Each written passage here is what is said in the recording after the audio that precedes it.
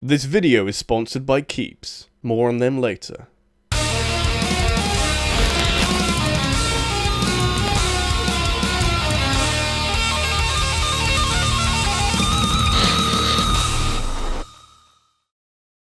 Good morning. I would like to start by thanking you all for coming. We are gathered here today to remember and celebrate the life of Super Mario, sadly struck down unceremoniously in the prime of his life for reasons that still aren't fully understood. He led by example, and will think back on his contributions with great fondness, and rather than mourn his passing, we will honour his memory as a true giant of the What?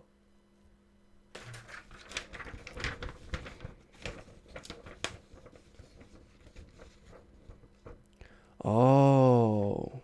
Well, apparently Mario's okay, but this week Nintendo took some games of his down from their online stores, and I don't think you can play Super Mario Bros. 35 anymore, so, yeah, that's a problem. It just means I have to change the focus of this video away from Mario in general, and maybe look into something like multiplayer games like Super Mario Bros. 35, which was pretty good and exciting when you could play it normally and legally. I could talk about how great it is that Mario is good at multiplayer games despite his origins not exactly being very well suited for that particular genre. Or, you know, we could just sit here and do nothing for the next 15 minutes in complete silence.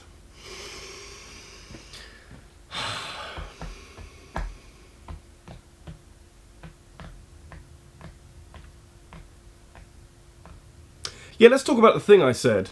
Losing Super Mario Bros. 35 to the abyss is a scary thought that leaves you feeling powerless and reminds me of the fear that may plague 2 out of 3 men who will experience some form of hair loss before they turn 35. See, it's the same number! Of course there are comparisons. While there isn't much that can be done for Mario games lost to history, there is plenty you can do if you're concerned about hair loss thanks to this video's sponsors, Keeps, who work hard to restore hair to barren heads with their FDA-approved treatment for hair loss.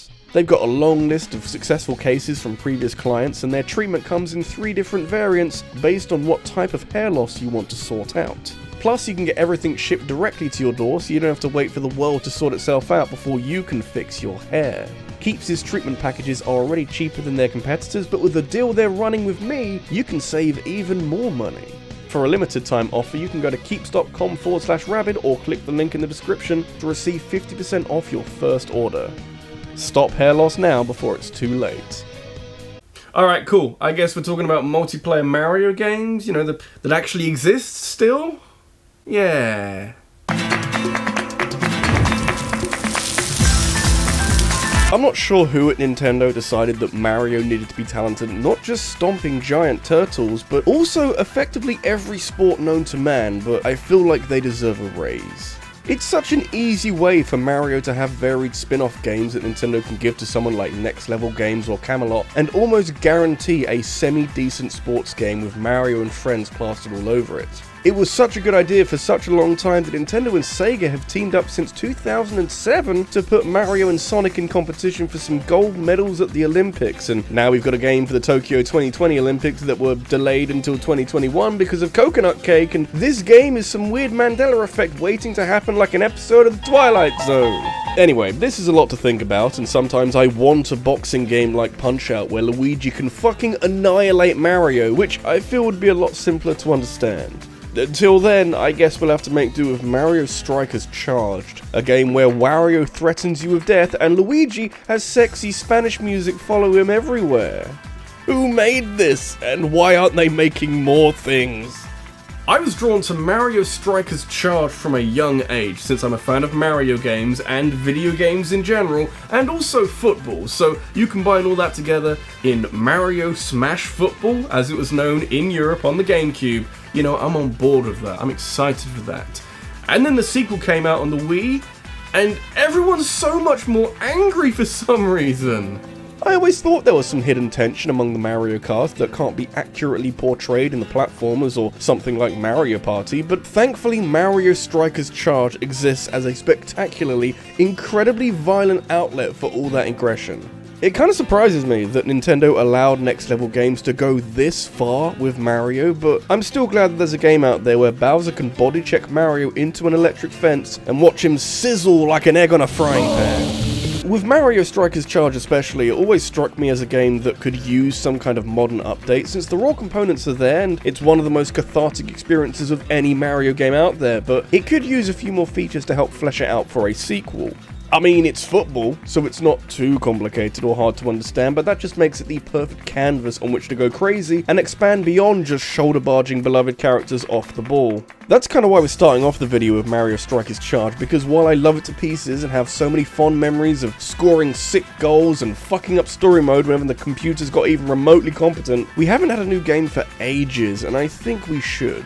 It excels really nicely as a multiplayer game, since you and your friend can become absorbed in this hyper-violent world where the actual game of football takes a backseat for numerous counts of grievous bodily harm. Would the Nintendo of 2021 allow such a violent Mario game to exist?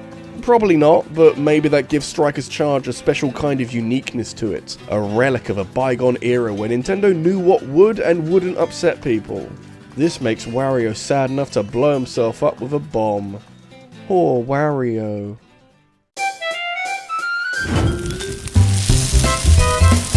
No experience in your life will test your patience and the fortitude of your friendships more than Mario Party. These games have been around for about 23 years now, and it honestly surprised me that they're still popular and people keep coming back year after year to keep buying them. Surely the novelty has worn off at some point, and people have realized that maybe they're not worth playing if it could potentially jeopardize your friendships. I mean, I definitely get why Mario Party is popular, since it's easy to understand and casual enough for skill to not be that important when it comes to deciding who wins and who experiences the embarrassment of losing to computer players. It's very easy for Mario Party as a franchise to bind together as one conglomerate mass of luck-based gameplay, but you have to remember that some games have put all of this together better than others, and for every Mario Party 10 that didn't have a clue what it was doing, there's been games like Mario Party 6 that hit all the right notes and combined fun board concepts with some killer minigames in a way that hasn't really been replicated at any point in this side franchise's history. And that's what you want, really. If I'm playing a game that makes me deeply unpopular with any number of my friends due to the actions I take in order to win, I want to be able to enjoy some of the unique things in this new sequel. Even if one of those new things is voice-controlled minigames that don't work half the time, but hey, it was never like to be perfect. Alexa, who do you play in Mario Party? Here's what I found on Mario Party's Wikipedia page.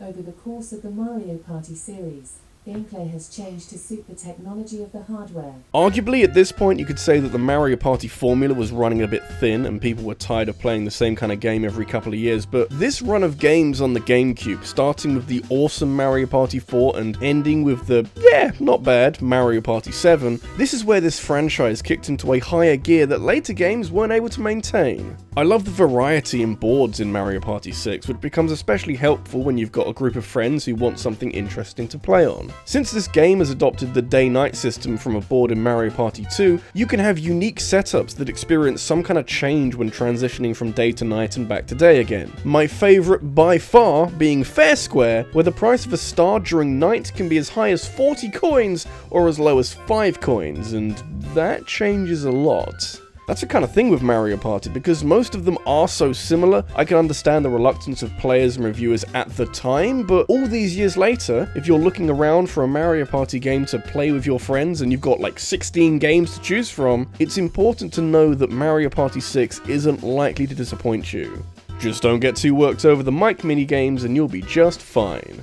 The enemies, of course, were the friends we lost along the way.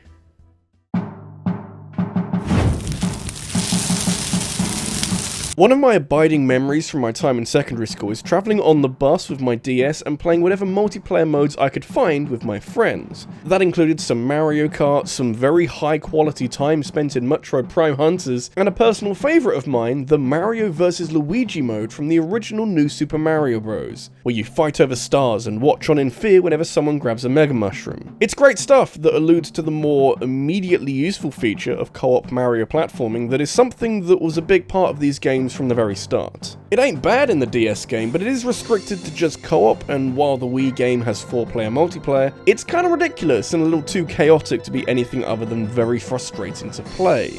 Thankfully, Nintendo didn't give up there and came back swinging for the fences in the Wii U era with New Super Mario Bros. U, a game that tones down some of the insanity of the Wii game and replaces it with just a really good time.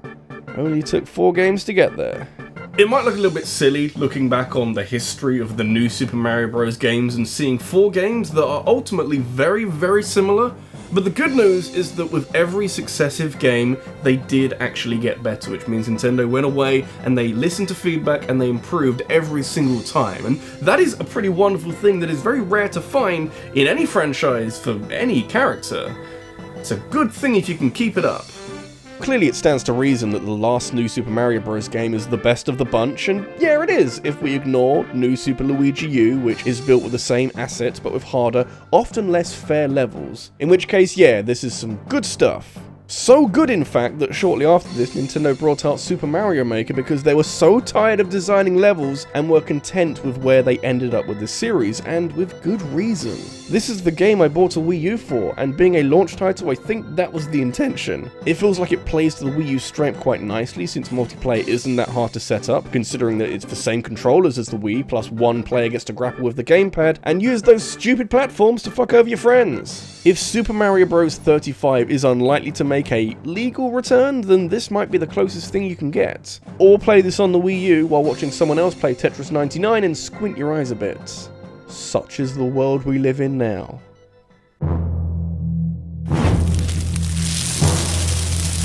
I know Nintendo were calling their revamped Super Mario Bros. Series new, but after a while that tag does start to sound a bit hollow when all that was changing was some level design and a few graphical tweaks. I get that they were onto something with this small series of games, and changing the naming convention would have confused people, but in the end it didn't matter all that much because Nintendo decided to move forward with a more ambitious style of multiplayer Mario game in 2013 that is somewhat comparable to the headline act 3D platformers that everyone loves. Super Mario 3D World is a little different to the likes of Mario Galaxy and Mario 64, and this goes further than just for tweaks to the level layouts and the general perspective that the player has of every level. It's not as open as the wide expanses of previous 3D Mario games, but there's a lot more of these levels, and they're designed with greater variety in mind, so everybody wins.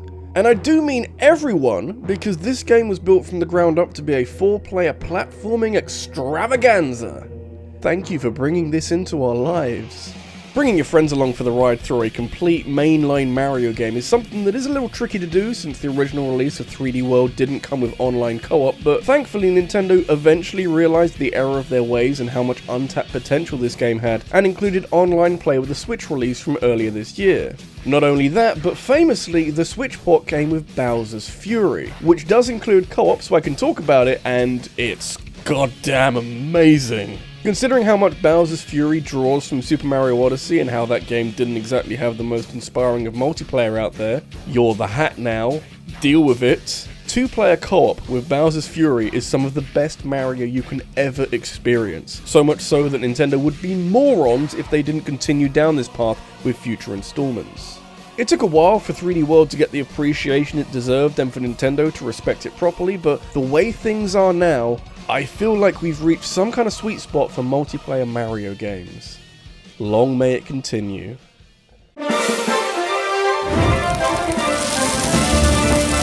It's all well and good skirting around the edges of Mario's illustrious multiplayer history and casually ignoring the spin-off franchise that has sold more copies and earned Nintendo more money than the entire Legend of Zelda franchise. Mario Kart is a gargantuan juggernaut that is easily the biggest and best thing that Mario has done outside of his main series, with even Smash Bros. Looking on jealously at the rampant success of Mario's racing game franchise. There's barely a bad game in here if we casually ignore the cesspool of microtransactions and loot boxes, and honestly, if I filled this list with Mario Kart games, it wouldn't be low on quality.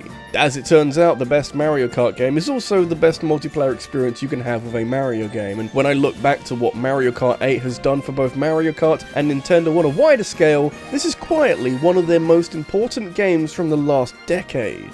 Yeah, even more so than Rusty's Real Deal Baseball.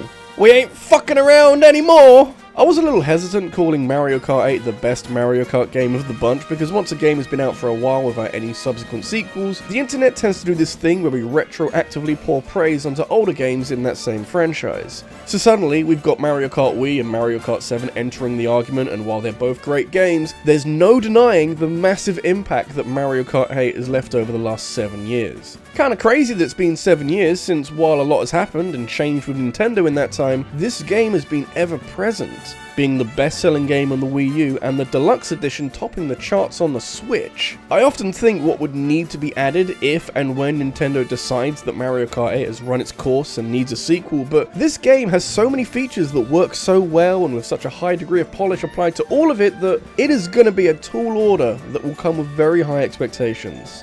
Not a perfect game, but one I still come back to from time to time because I know what kind of game I'm gonna get. 42 million people can't be wrong, surely.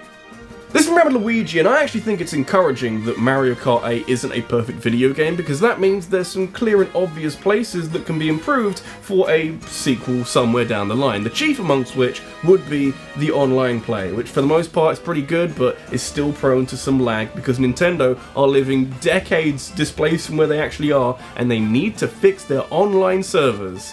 Although, that would require them to make an intelligent and really wise decision. And frankly, this video is inspired by the opposite, so what hope do we have?